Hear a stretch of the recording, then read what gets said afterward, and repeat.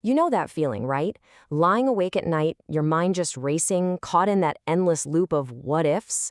Well, that's worry. And today we're going to build a really practical toolkit to help you take it apart, one thought at a time. Let's get right into it.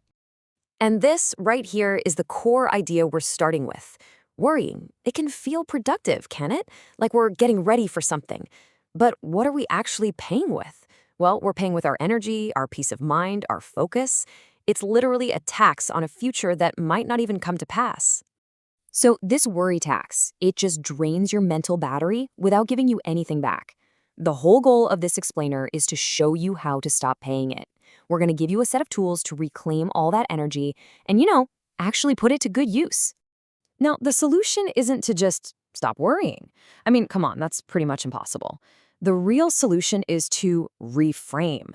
It's all about changing that voice in your head from one of fear to one of action or curiosity or even acceptance.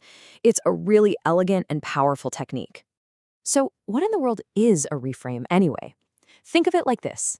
It's an active, conscious choice. You're taking the raw data of a situation, the thing that's stressing you out, and you're choosing to run it through a different mental program. You're not ignoring the problem, you're just changing your relationship to it. All right, let's open up the toolkit. First up, we're going to tackle the personal stuff, the everyday anxieties about our ego, our status, our own future. Think of these as the foundational tools you can literally start using today. Okay, this one's a little funny, but it works. So often we worry because we're trying to protect this precious, fragile image of ourselves. The potato reframe just completely deflates that pressure. I mean, if you're just a potato, a mistake isn't some huge catastrophe. It's just a thing that happened. It's so liberating. This one is an absolute game changer for any anxiety about the future. See, worry and curiosity, they're both reactions to the unknown. But worry feels tight and awful, while curiosity feels open and kind of exciting. By just saying, I'm curious, you turn a potential threat into an interesting plot twist. You become an observer instead of a victim. This really shows that so much of our anxiety is just a time management problem. When you feel that anxiety creeping in, you're not in the present moment. You're time traveling into a negative future that you've made up. This reframe is like a little alarm bell, reminding you to come back to the here and now, where things are usually fine. Now this question. This question unlocks our next tool, and it's all about focus. We spend so much energy worrying about things that are completely outside of our influence. So let's be honest for a second and just ask, what part of the situation is actually in my hands? This breaks it all down into a super simple 3-step process.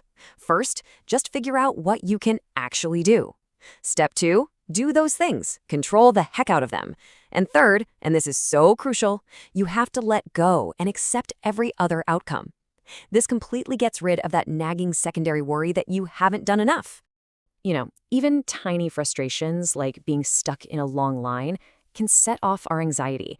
But instead of seeing it as wasted time, reframe it as a gift.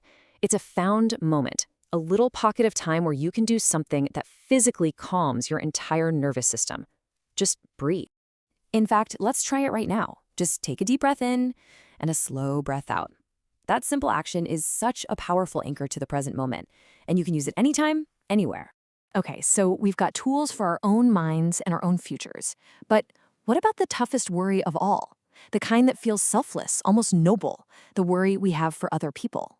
This stuff feels way heavier and more justified, right? So let's adapt our toolkit for this special challenge.